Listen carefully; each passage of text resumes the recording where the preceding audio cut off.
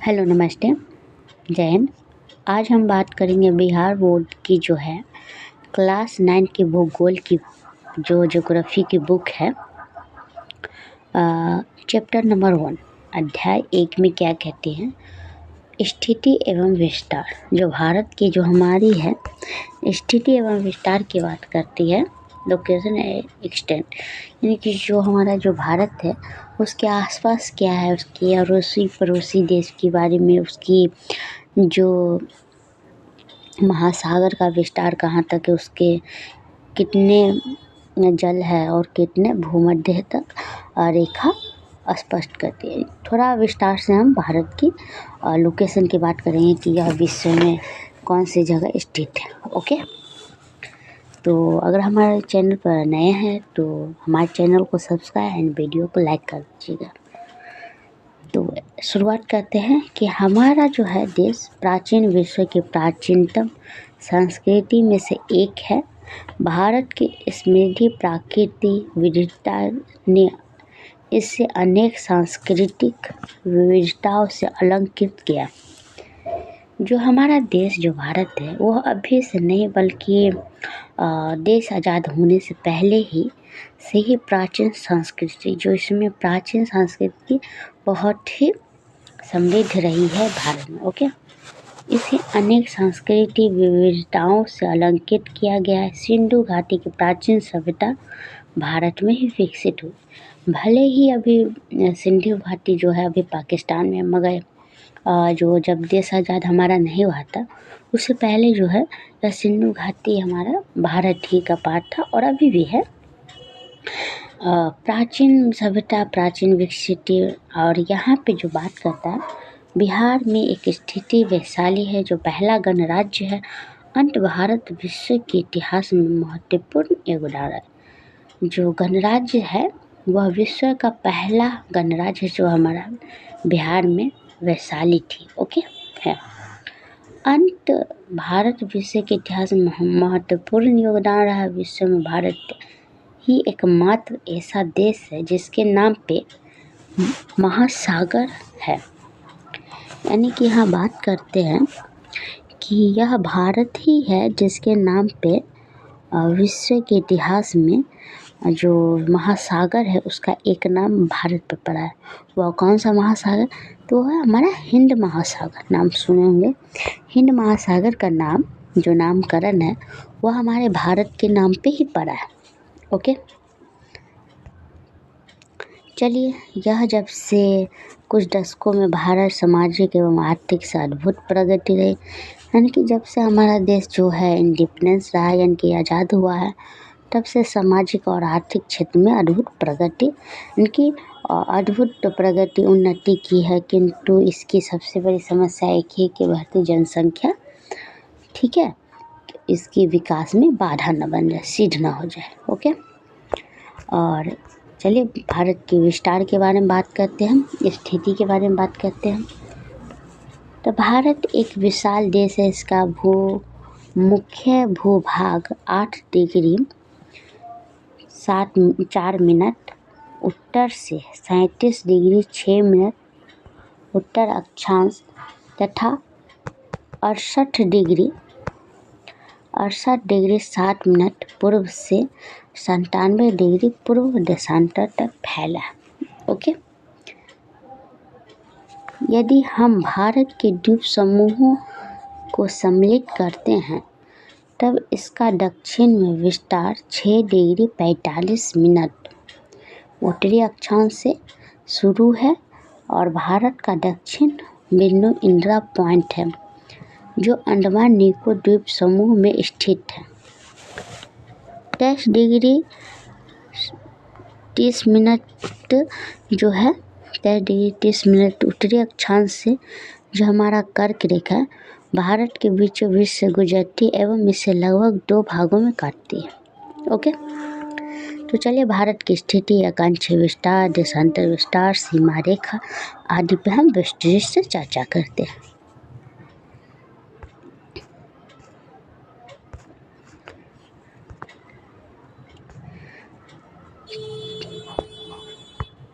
चलिए हम यहाँ थोड़ा ड्रॉ करने का कोशिश करेंगे। ग्लोब का आकृति।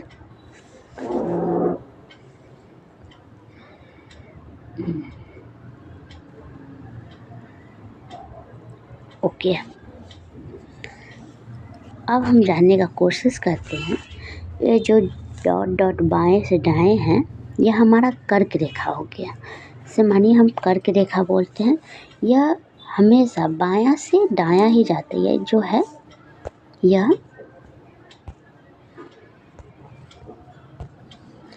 बायां से दायां ही जाता है। ओके, और यह जब बायां से दायां जाता है और इसके जो ऊपर है, यहाँ पे भारत का स्थिति दर्शाया गया है। ओके, आप ग्लोब पे देख सकते हैं। और ऐसे ये सभी ऐसे ऐसे आप देखिए ग्लोब पे ऐसे ऐसे कुछ आकृति लाइनें रहती, इसे ही हम अक्षांश रेखा कहते हैं। और इसे ही हम भूमध्य सागर, कर्क रेखा, विषुवत रेखा, ये जो डॉट देखते हैं इसे ही हम कहते हैं। जो ग्लोब के देखिएगा पृथ्वी के जो बीचों बीच काटती है विश्व को, यह। ओके, और हमारा जो भारत है, मानिए यहाँ पे हमारा भारत की स्थिति यहाँ से थोड़ा ऊपर है, यानी कि जो हमारा यह जो है उत्तर है, यह दक्षिण, सॉरी, यह जो हमारा है उत्तर है और यह हमारा जो है दक्षिण है। ओके, ये जो है स्टार्ट 0 डिग्री से शुरुआत होती है और यह 90 तक यहाँ पे है जो है 90 तक दिखाती है। ओके, 90, और यहाँ भी 90, यानी कि जो यहाँ से और यहाँ से ये भी 90 और ये भी 90, तो टोटल हमारा हो गया 180 डिग्री। जो हमारा ये जो है 80 डिग्री ऐसे से 90 रेखा ऊपर और 90 रेखा नीचे रहती है। ओके, और हमारा जो भारत की स्थिति है, तो हमारे जो भारत की स्थिति हम यहाँ देखते हैं। ओके, तो हम जान चुके हैं कि ग्लोब पे जो ये जो बीच में डॉट रहते हैं, जो बीच काटते, उससे हम भूमध्य रेखा या विषुवत रेखा, कर्क रेखा आदि नामों से जानते हैं। और ये जो कर्क रेखा से ऊपर हमारा भारत की स्थिति है। ओके, और ये जो लाइनिंग जो है, ऐसे जो लाइनिंग है उसे अक्षांश कहते हैं। ओके, अब हम जो देशांतर रेखा की बात करेंगे उसको भी आप गौर से देखिएगा, ध्यान से देखिएगा। ओके, सॉरी,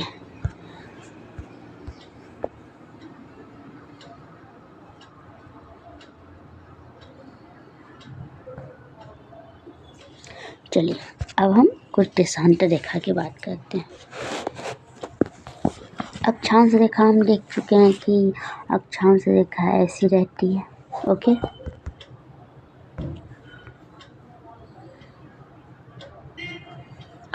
और देशांतर रेखा हमारी कैसी रहती है, तो हमारी जो देशांतर रेखा है बिल्कुल ऐसी रहती है। ओके, ऐसे देखते होंगे।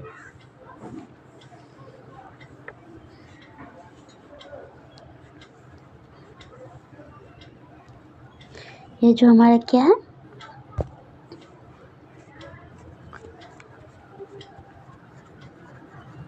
ये जो हमारा है यह देशांतर रेखा। ओके, ये भी जो हमारा है यह 0 से शुरुआत होती है और 0 से लेके 1 2 3 और 180 डिग्री, और इधर से भी 180 डिग्री, समझ गए। तो यह 360 डिग्री हमारी जो है देशांतर रेखा हो जाती है। यह भी जो हमारा है यह पश्चिम भाग गोलार्ध है, यह पूर्वी गोलार्ध है। और हमारा ये जो था, एक सेकेंड,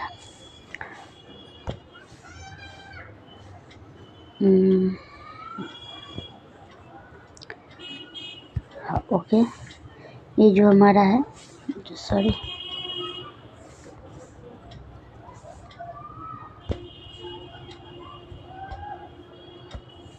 ये जो हमारा है यह अक्षांशीय है और ये जो हमारा है वह देशांतर।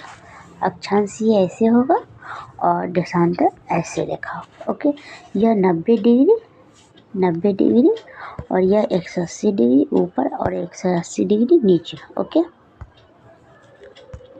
ओके, तो हम यह स्पष्ट करना चाहते हैं कि जो हमारा है शॉर्ट बनाते हैं। ओके, रेड कलर,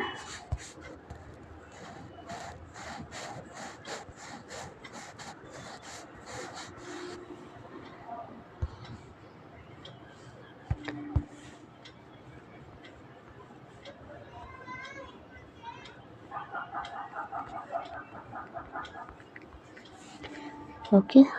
और इसको हम मान लेते हैं फिलहाल भारत। ओके, ग्रीन कलर को हम भारत मान लेते हैं। ओके, तो हम यह देखते हैं कि यह जो है 180 डिग्री उत्तर में और 180 डिग्री नीचे में, यानी कि दक्षिण में, और यह हमारा जो है पश्चिम भाग है और यह हमारा पूर्वी भाग है।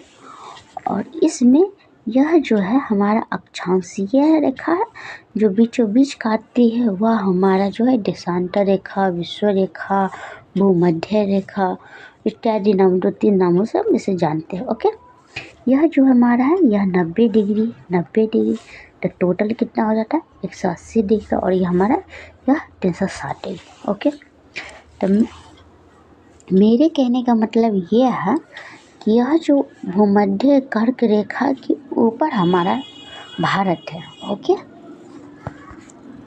अब इसे हम क्लीन कर दिए।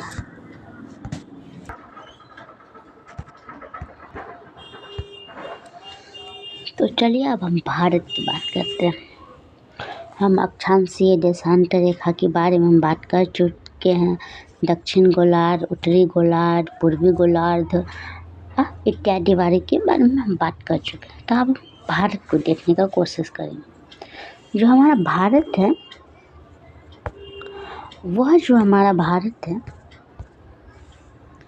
यह जो है दक्षिण में 8 degree 4 minute, 8 degree 4 minute. Okay, और यहाँ से जो उत्तरी गोलार्ध है वह 37 डिग्री,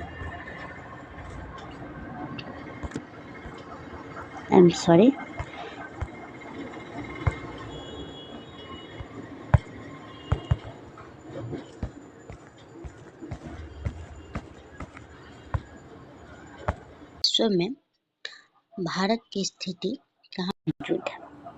हम पहले देख चुके हैं कि जो हमारा विश्व ग्लोब है, ग्लोब पे हमारा भारत को जो स्थिति है वह कर्क रेखा से थोड़ी सी ऊपर है। ओके, उत्तरी गोलार्ध में हमारा जो भारत जो है।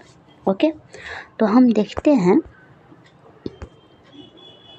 कि 8 डिग्री 4 मिनट से लेके दक्षिण गोलार्ध से उत्तरी गोलार्ध के बीच में जो हमारा है 37 डिग्री 6 मिनट। ओके, और हमारा जो है पश्चिम में 68 डिग्री से 7 मिनट, और पूर्वी गोलार्ध में 97 डिग्री से 25 मिनट, यानी कि जो है उत्तरी और पश्चिम, यानी कि पश्चिम और पूर्वी के जो बीच के डिस्टेंस है गोलार्ध के बीच में वह 2933 वर्ग किलोमीटर है, और दक्षिण से उत्तरी गोलार्ध के बीच में जो है हमारा वह 3214 किलोमीटर है। ओके, तो यह यानी कि उत्तरी गोलार्ध से दक्षिण के बीच थोड़ी सी दूरी बढ़ गई है, और पूर्वी से पश्चिम 2933, इनके कुछ देश। ओके, तो हम देखते हैं कि जो हमारा भारत है,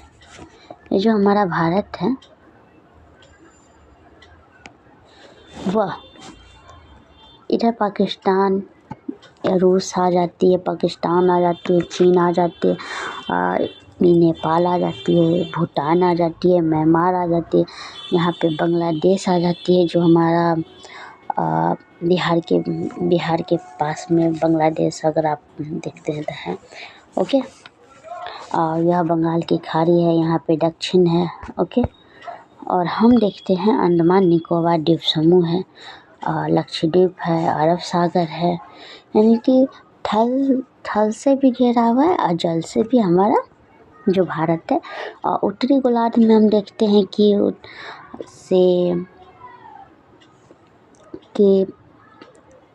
स्थल से घिरी हुई है और दक्षिण में हम देखते हैं तो यह जल से घिरी हुई है। ओके, जल थल मतलब यह इतना जो भाग है ज़मीन पर, पहाड़ ये सब है, और नीचे जितना हम देखते हैं वह जल से है। महासागर है, बंगाल की खाड़ी, अंडमान निकोबार द्वीप समूह है, लक्षद्वीप है, अरब सागर है इत्यादि हम देखते हैं। ओके,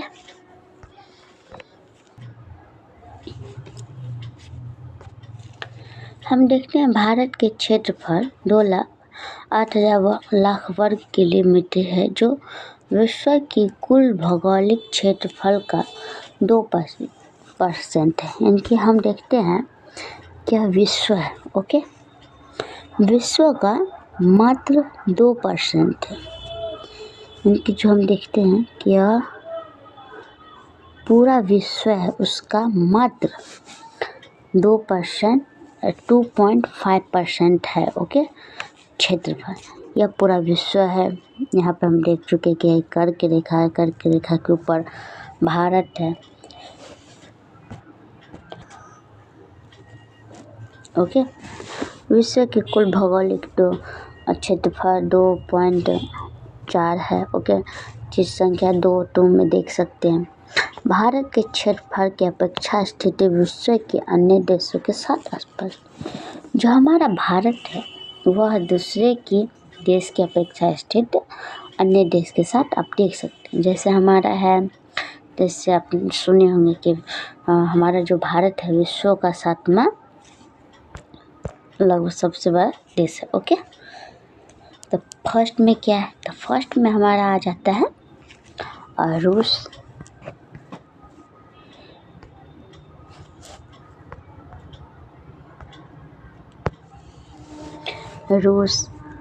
सेकेंड में कनाडा, थर्ड में संयुक्त राष्ट्र अमेरिका, 4 में चीन, 5 में हमारा है ब्राज़ील, 6 में ऑस्ट्रेलिया और 7 में हमारा भारत। ओके, तो यह जो पॉपुलेशन जो है, यह जो गति है चार्ट जो दिखाया गया बाई चार्ट, वह वर्ल्ड पॉपुलेशन डाटा शीट 2005 का है। ओके, तो मैं पहले ही बोल रही थी कि भारत जो है विश्व का 7वां सबसे बड़ा देश है। भारत की स्थल सीमा रेखा, भारत की स्थिति सीमा रेखा का अत्यंत विशाल है। इसकी लंबाई स्थल सीमा की तटीय सीमा रेखा के लगभग 2 गुना है। जो स्थल रेखा है वह तटीय सीमा की रेखा की लगभग 2 गुना है। जो हमारा यह है, यह क्या है, यह तटीय रेखा है। ओके, भारत के, और यह क्या है, ऊपरी भाग क्या है, यह स्थल सीमा रेखा है, तो इसका 2 गुना है यह। ओके, 2 गुना है। स्थल सीमा रेखा की कुल लंबाई 15,200 है। ओके, और मुख्य भूमि की तटीय सीमा रेखा 6,000 किलोमीटर लंबी है। भारतीय द्वीपों की तटीय सीमा रेखा सम्मिलित करने की पर इसकी कुल लंबाई 7,516.6 वर्ग किलोमीटर है। ओके, पहले देख चुके हैं कि विश्व का 7वां सबसे पहला जो हमारा बड़ा देश है वह रूस है, सेकेंड कनाडा, चीन, ये इत्यादि ये सब है, और 7 पे हमारा भारत है। भारत मोटे तौर पे त्रिभुजाकार है, यानी कि भारत देखे तो एक सेकेंड इस साइड ऐसे हमारा भारत है। ओके, नहीं सॉरी, भारत जो हमारा है यह ऐसे यानी कि ऊपर से और नीचे त्रिभुज। ओके, इसकी उत्तरी भाग चौड़ाई है, यानी इधर चौड़ाई है, और दक्षिण भाग लगभग 22 डिग्री उत्तरी अक्षांश से दक्षिण की ओर क्रमशः पतला होता है, क्योंकि इधर थोड़ी चौड़ाई है और इधर थोड़ी सी चौड़ाई कम है। ओके, और क्या है कि छोर पर भारत की मुख्य भूमि ने अंतरीप का रूप ले लिया। इसे कुमारी अंतरीप या कन्याकुमारी कहते हैं। जो भारत है यहाँ पे है कन्याकुमारी। ओके, क्या आप जानते हैं कि समुद्र की ओर मुख्य स्थलीय भाग का निकला हुआ सकरा या पतला भाग जो 3 ओर समुद्रों से घिरा हो अंतरीप कहलाता है। मतलब यह क्या कहता है कि ये निकला हुआ है ना, ये जो यहाँ से निकला हुआ है उसे अंतरीप कहा जाता है। बच्चों, विश्व में विद्यमान अन्य अंतरीप के नाम पे इकट्ठे करें। ओके, यानी कि भारत के साथ साथ आपको कह रहा है कि विश्व में भी आप देख सकते हैं कि ऐसा किस देश के साथ हो रहा है। ओके, तो चलिए थोड़ा हम भारत के मैप पे देख लेते हैं। तो चलिए देखते हैं कि भारत की जो स्थल सीमा, स्थल मतलब ये जो इतना जो भाग है, यह जो हमारा स्थल है। ओके, यह जो है तटीय रेखा है, यानी कि तटीय रेखा से दोगुना जो है यह स्थल रेखा, और इसकी जो ये स्थल सीमा की जो लंबाई है वर्ग किलोमीटर वह 15,200 वर्ग किलोमीटर। ओके, और जो तटीय रेखा है उसकी जो है वह 6,100 किलोमीटर है। मतलब समझे, यह जो है 22 डिग्री उत्तरी से 22 डिग्री कम है, यानी कि यह जो है ये चौड़ाई ज़्यादा है और ये चौड़ाई कम है, देख सकते हैं आप। ओके, और यह जो है हम स्थल सीमा 15,200 और तटीय 6,100, और यह टोटल जो है यह समुद्र की रेखा और तटीय रेखा सारा मिला के जो इसकी लंबाई है वह 7,516.6 किलोमीटर है। ओके, तो आप जान चुके हैं कि लंबाई इसकी क्या है। इसकी उत्तरी अक्षांश से दक्षिण अक्षांश और उत्तरी से दक्षिण, पूर्व से पश्चिम, कितना बीच की लंबाई, उत्तर पूर्व में क्या है, पश्चिम में कितने वर्ग किलोमीटर है, अंडमान निकोबार, लक्षद्वीप इत्यादि, ये सब आप जान चुके हैं। तब आगे हम बढ़ने का कोशिश करते हैं। ओके, यह क्या कहता है कि भारत के प्रायद्वीपीय आकार के कारण पूर्व में बंगाल की खाड़ी जो हम देखते हैं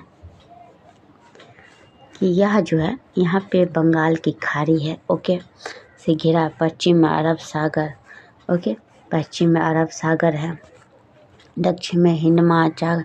यह तीनों ओर, यह जो है इधर तीनों ओर समुद्र से घिरा हुआ है।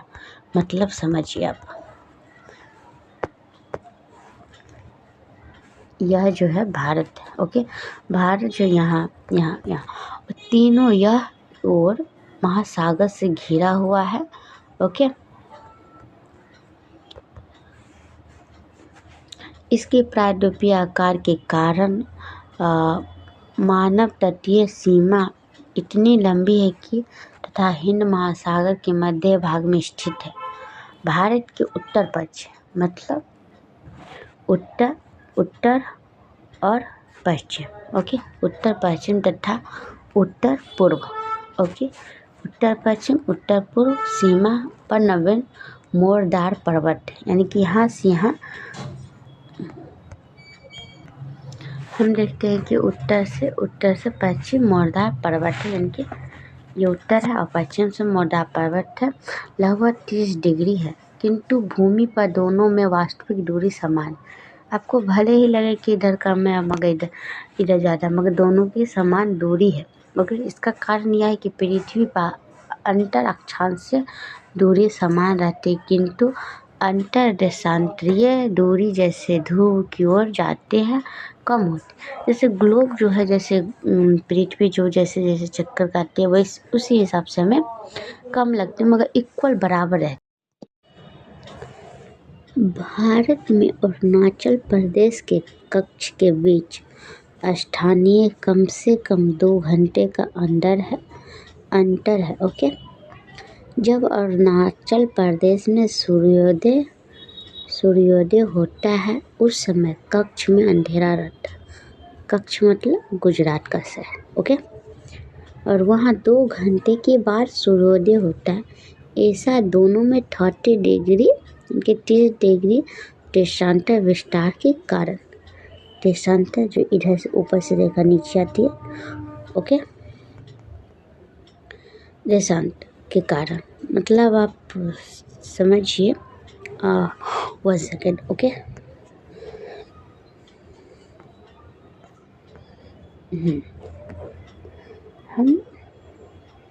हम बात करेंगे। ओके, यानी 2 घंटे बाद, तो देखिए पहले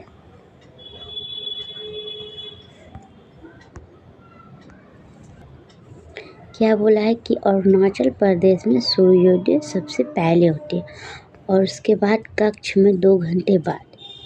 तो ये जो हमारा यहाँ पे इसके करीब अरुणाचल प्रदेश पड़ता है और यहाँ कक्ष यानी कि गुजरात, तो इसके अंतराल 2 घंटे के अंतराल बाद में सूर्योदय होता है। जैसे अगर यहाँ 2 घंटे पहले सूर्यास्त हो गए तो यहाँ 2 घंटे बाद, और यहाँ 2 घंटे पहले सूर्योदय हो गए तो यहाँ 2 घंटे बाद सूर्योदय हो गए। वो इसलिए होता है,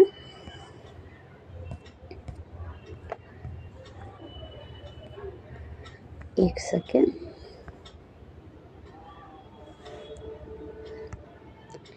वो इसी कारण होता है कि जो हमारा जो पृथ्वी है वह सूर्य का चक्कर लगाती है।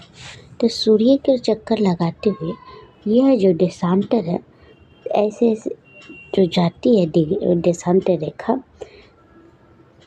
तो इसके बाद ही 2 घंटे के अंतराल कक्ष की दूरी आती है। इनके पहले हमारा अरुणाचल प्रदेश पे सूर्य की रोशनी पड़ती है, उसके बाद ही इनकी ग्लोब जब घूमती है तो 30 डिग्री पर, उसके बाद ही हमारा जो है 2 घंटे के अंतराल होती है। ओके, क्या कहते हैं, भारत के मानक देशांतर रेखा 82 डिग्री 30 मिनट पूर्वी देशांतर है जो इलाहाबाद के नैनी से होकर गुजरती है। मानक मध्य रेखा चुनते समय इस बात का ध्यान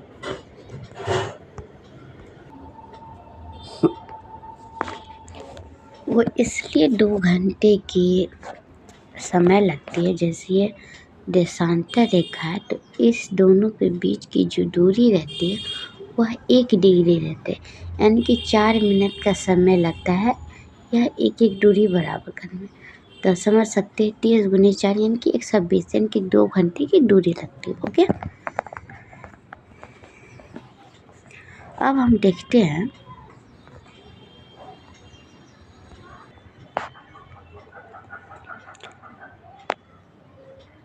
वह देश के बीचों बीच से गुजरती है, यानी कि जो हमारा है मानक माध्यम रेखा जो है वह देश के बीचों बीच से गुजरती है तथा 7 डिग्री 30 मिनट का गुणांक हो, ताकि 7 डिग्री 30 मिनट देशांतरी उत्तरी पर स्थित स्थानों के बीच 30 मिनट का समानता हो। ओके,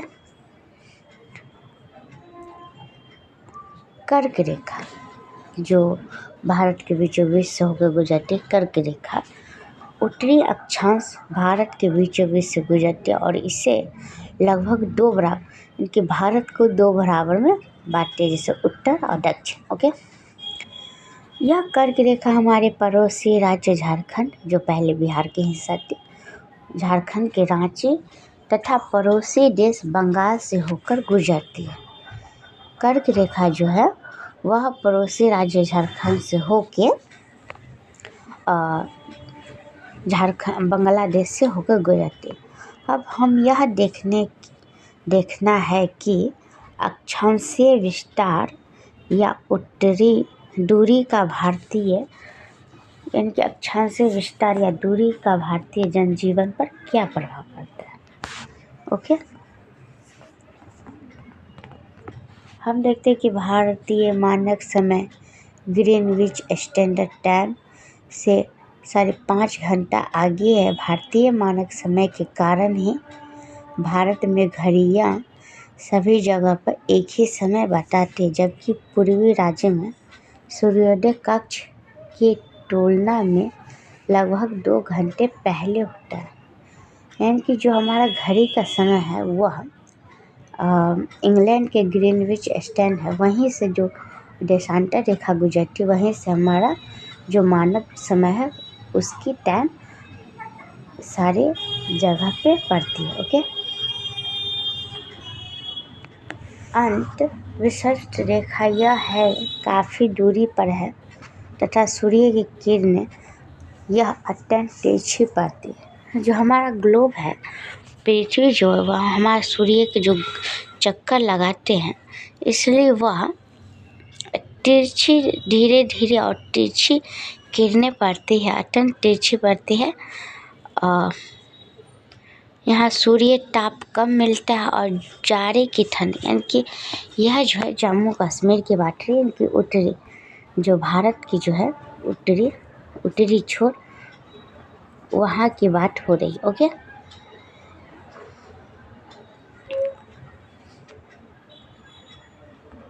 इसके विपरीत दक्षिण भाग केरल और तमिलनाडु और विषुवत रेखा के काफ़ी निकट अंत यहाँ सूर्य की किरणें अपेक्षाकृत सीधी पड़ती है और यहाँ सूर्य की तापमान अधिक मिलती है। चलिए हम भारत के मैप पे थोड़ा देखने का कोशिश करते हैं।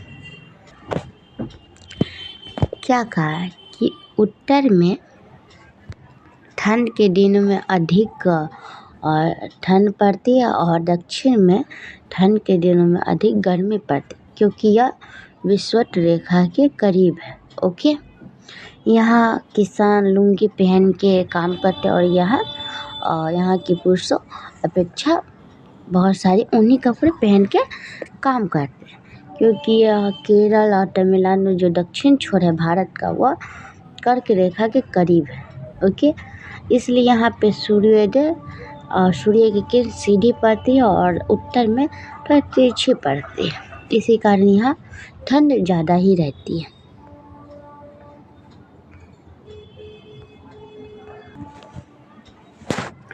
लपेट कर वही केरल के किसान लुंगी पहन के नंगे बदन काम करता है। अधिक अक्षांशीय विस्तार का प्रभाव है, दिन रात की अवधि पर भी प्रभाव पड़ता है। केरल में सबसे छोटे एवं सबसे बड़े दिन 45 मिनट का अंतर है, जबकि लेह जो लद्दाख की राजधानी में यह 5 घंटे का अंतर पाया जाता है। ओके,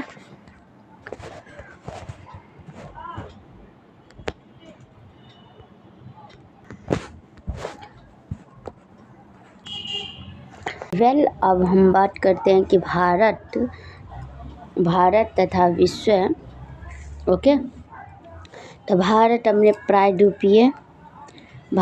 प्रायद्वीपीय आकृति के कारण हिंद महासागर के शीर्ष पर स्थित है, यानी कि अपने जो आकृति है उसके कारण हिंद महासागर के शीर्ष पर स्थित।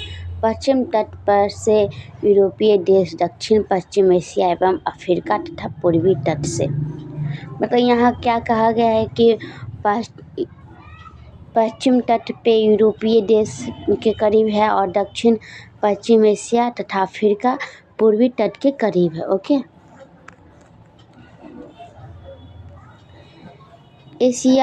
एशियाई देशों तथा ऑस्ट्रेलिया के साथ भारत को संबंध स्थापित करने में सुविधा होती है, क्योंकि वो पास में पड़ते। ओके, हिंद महासागर में भारत जैसी महत्वपूर्ण स्थिति एशिया के किसी अन्य देश की नहीं है।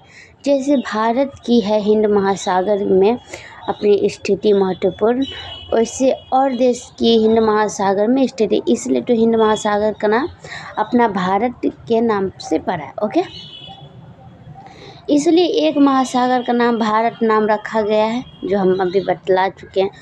भारत का विश्व के अन्य देशों से संपर्क केवल समुद्री जलमार्ग द्वारा नहीं तथा बल्कि उत्तर के विशाल पर्वत हिमालय के बीच स्थित दर्रों से भी है। मतलब हम भी स्पष्ट करते हैं। इंडिया मैप, हाँ, इसको हम शॉर्ट कर लेते हैं। यह बतलाया गया है कि जो ये समुद्री इलाका है, इसका भारत में समुद्री इलाका के साथ संबंध नहीं है देश का, बल्कि यहाँ पे इस इलाका में आप देख सकते हैं कि पठार भी रहती है, पठार भी है। इस इलाका में सारा पठार है, दर्रे हैं, इसलिए बल्कि समुद्री रास्ते से नहीं, अनदर और भी रास्ते से जो भारत के साथ दूसरे देश के साथ संबंध है, वह समुद्र के रास्ते से नहीं बल्कि दर्रे पठारों के माध्यम से भी है। ओके,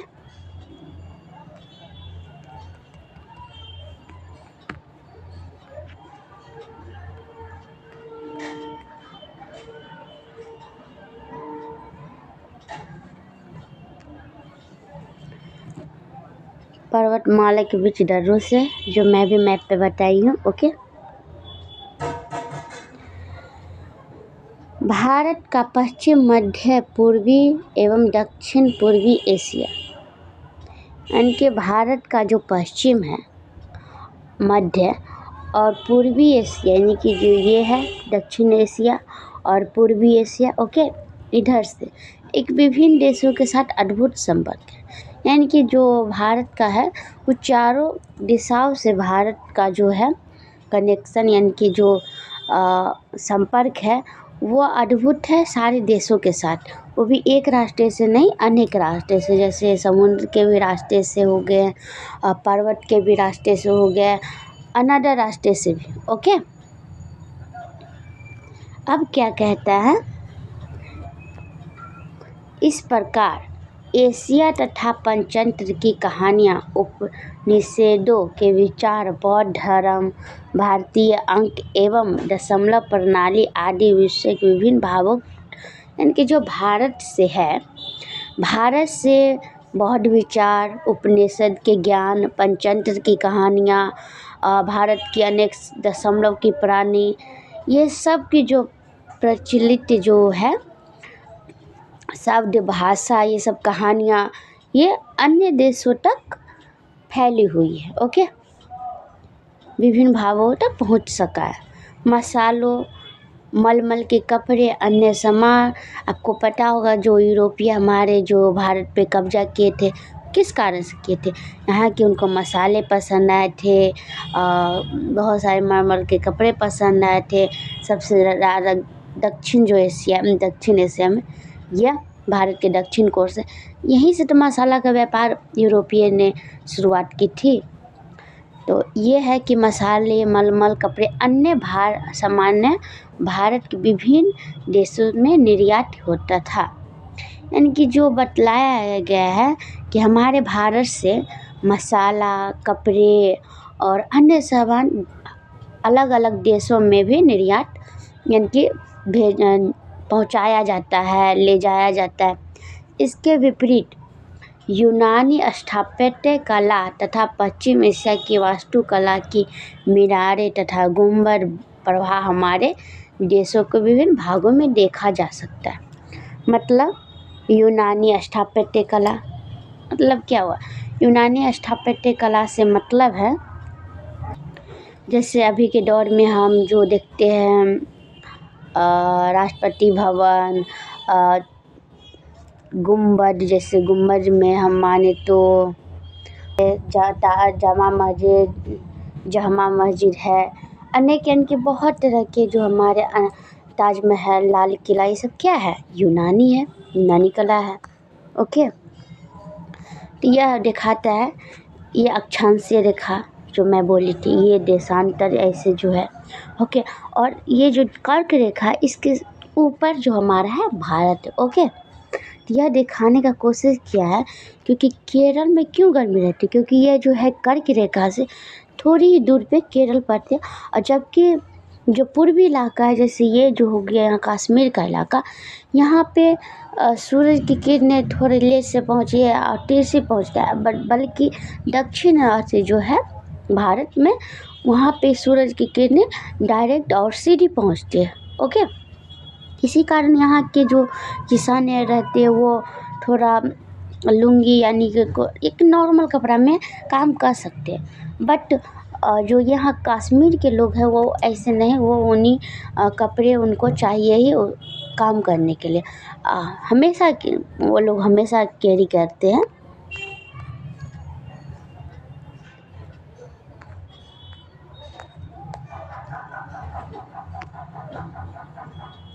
अब हम देखते हैं भारत के पड़ोसी देश कि भारत जो हमारा है,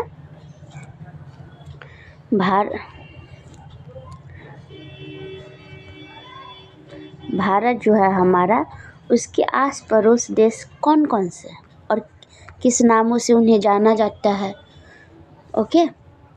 तो चलिए शुरुआत करते हैं। दक्षिण एशिया में भारत का एक महत्वपूर्ण स्थान है, वो सब जानते हैं, तथा भारत साउथ एशिया एसोसिएशन यानी कि भारत सार्क नाम से जाना जाता है। जो इनके चारों तरफ जो पड़ोसी देश है भारत के, उन पड़ोसी देशों के सार्क नाम से जाने जाते हैं। इसका जो फुल फॉर्म है south Asian association for regional cooperation, okay, का सदस्य है। तो स्थल सीमा 7 देशों से छूटी है। जो स्थल सीमा है, जो यहाँ से ऊपर से जो है उत्तर, इस कोने से इस कोने जो ऊपर की भाग है, जो 7 देशों से छूटी है, बल्कि 7 देशों से छूटी है। और 7 देशों के नाम यहाँ पे आपको मालूम होगा। एक सेकेंड हम क्लीन करते हैं। यहाँ पे पाकिस्तान है, अफ़गानिस्तान है, पाकिस्तान के जस्ट थोड़ी करीब, फिर चीन है, नेपाल है, भूटान है, बांग्लादेश है तथा म्यांमार इस कोने पे पड़ती है, ओके। श्रीलंका एवं मालदीव हिंद महासागर में स्थित द्वीपीय पड़ोसी है। श्रीलंका एवं मालदीव, देख सकते हैं कि श्रीलंका हमारे यहाँ पड़ता है, मालदीव भी यहीं आसपास पड़ते हैं, पड़ोसी देश है। पहले हम ये क्लीन कर लेते हैं कि सार्क में कौन कौन देश आते हैं।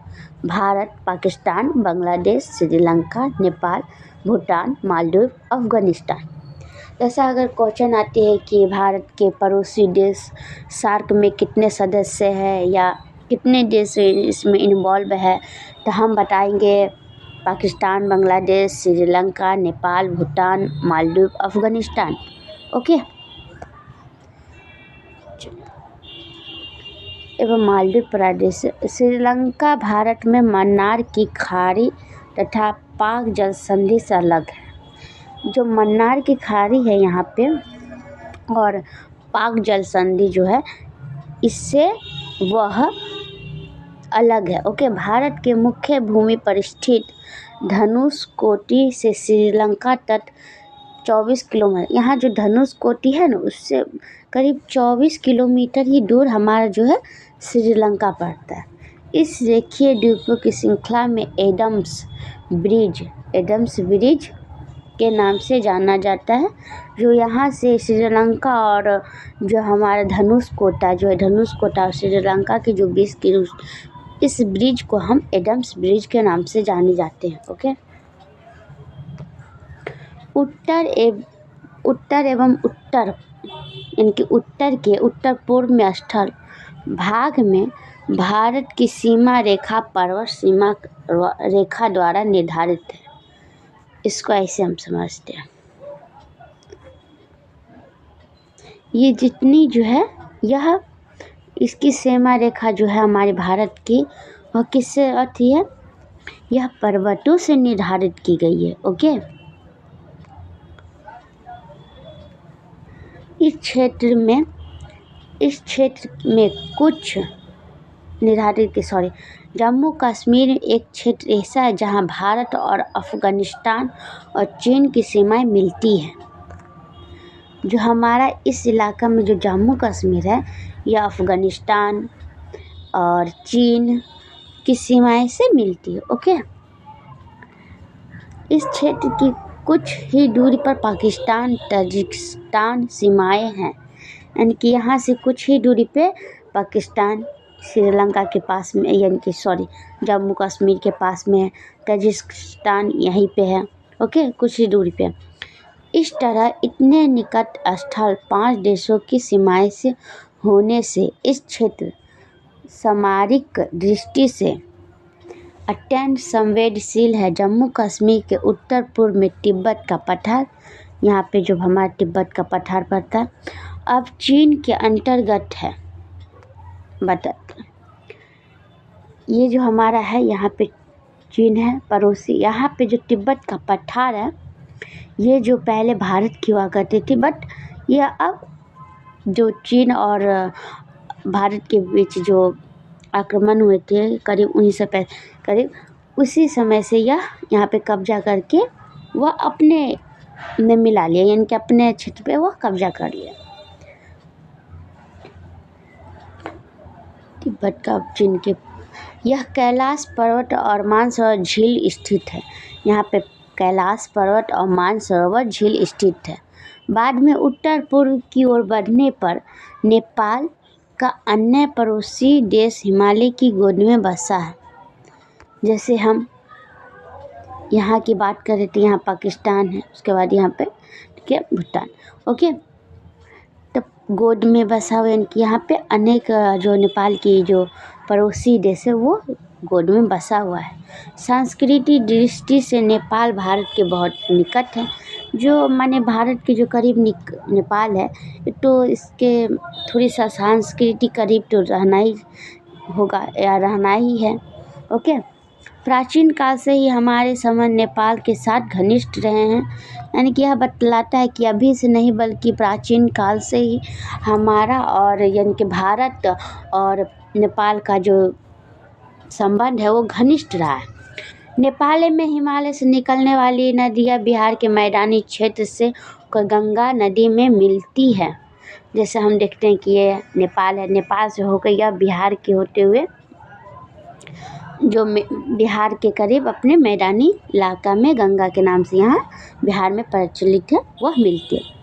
कोसी, जिसे बिहार का शोक कहा जाता है, इसका उद्गम नेपाल में है। ओके, दोनों देशों में कोसी नदी पर एक संयुक्त परियोजना विकसित है।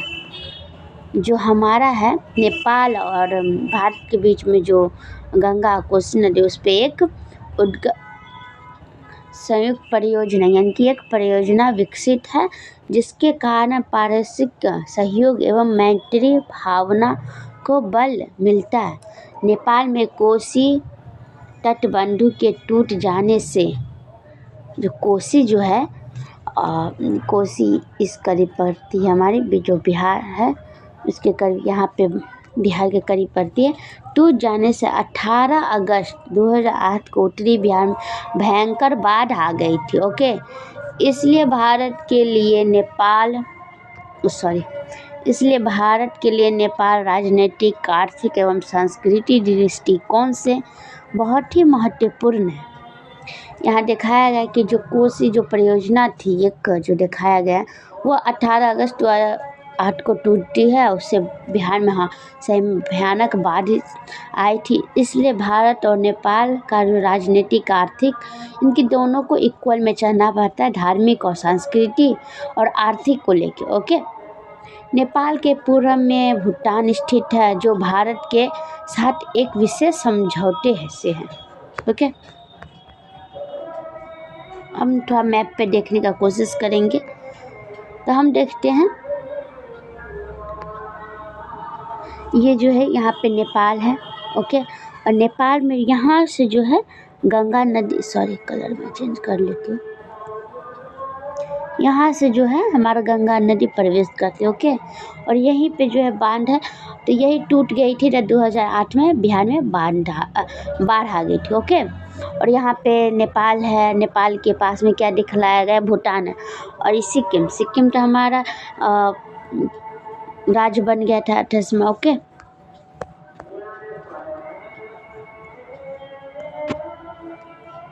ये जो है यहाँ जो है गुजरात से के ये जितने हैं, यह क्या है, यह तटीय सीमा यानी कि समुद्र जो है रास्ते का रेखा यानी कि बॉर्डर तय करती है भारत का, और इतना जो है यह हमारा स्थलीय सीमा बॉर्डर करती है।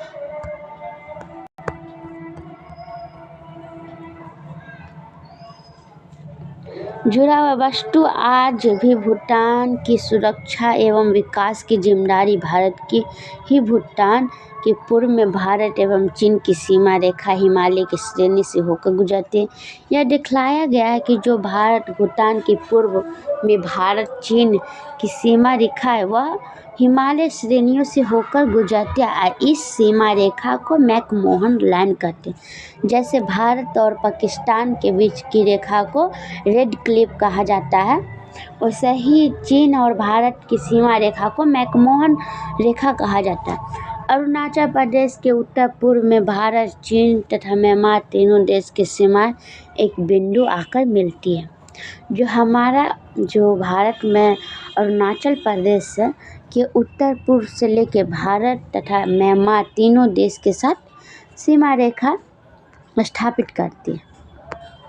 इसके पूर्वांचल में पहाड़ियों है, ये म्यांमार को भारत से अलग करती है। पूर्वांचल की जो खाड़ी हमारा है, यहाँ देखते हैं, यहाँ पूर्वांचल की जो खाड़ी है यही जो है हमारा म्यांमार को भारत से अलग करती है। ओके, दक्षिण में ये पहाड़ म्यांमार से के अमरावती में पर्वत में मिल जाती है। आगे चलकर ये बंगाल की खाड़ी में डूब जाती है।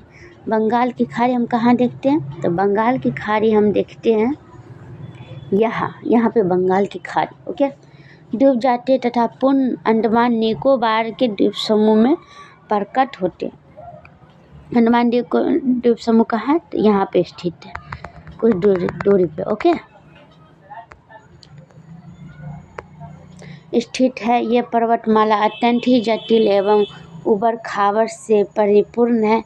जो पर्वतमाला है यहाँ पे हम देखते हैं, पर्वतमाला ये क्या है, प्लेन तो होती नहीं, क्योंकि वह एक पहाड़ है, पर्वतमाला है तो कहीं ऊंची कहीं नीची तो रहेगी, इसलिए एक रंग नहीं है, प्लेन नहीं है, वह उबड़ खाबड़ है ओके एवं जटिल एवं उबड़ खाबड़। इसके परिणाम स्वरूप उत्तर एवं पूर्व के क्षेत्र में आगमन एवं परिवहन अत्यंत ही कठिन रहा है। इन क्षेत्रों में स्थित पड़ोसी देशों में भारत का संपर्क भी आसान नहीं रहा है। जो भारत की जो पड़ोसी देश है उसके साथ संपर्क आसान नहीं रहा है ओके।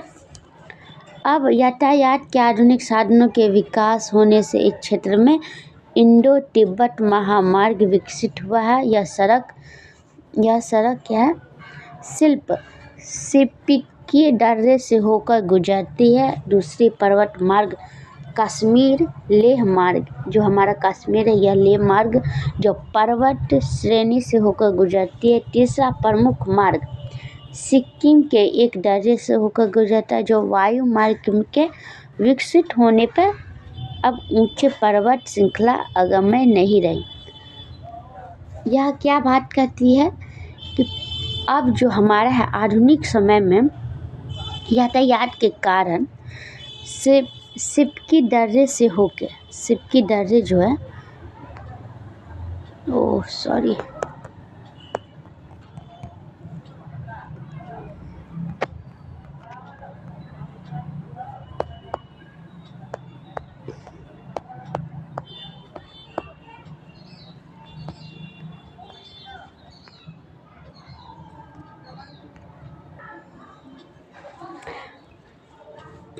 ये क्या कहता है, पश्चिम बंगाल के पूर्व में हमारा एक पड़ोसी देश है जो बांग्लादेश की स्थित है, और पड़ोसी देश भारत और पाकिस्तान के बीच जो लाइन रेखा है उसे रेड क्लिफ कहते हैं।